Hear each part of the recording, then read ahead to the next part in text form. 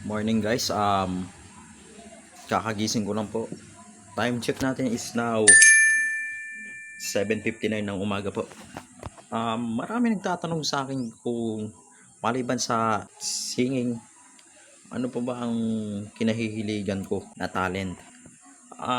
Maliban sa singing, magaling ako mag-dancing, beatboxing. Speaking of beatboxing, kung hindi dahil sa aking kaibigan na si Edric Torres, hindi sana ako matutunan na mag-beatbox nung grade 10 kami. Okay. At hindi rin dahil sa kapatid ko, hindi na rin ako magti-TikTok niyan at wala rin dapat akong account sa TikTok. Drawing sa digital lang pero hindi sa personal. Pag sa personal kasi parang ano ako dun, parang stickman yung drawing ko dun. So, yan lang muna po ang mga question sa akin.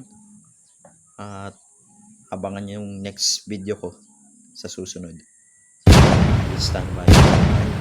At ang oras natin ay 8:01 ng umaga.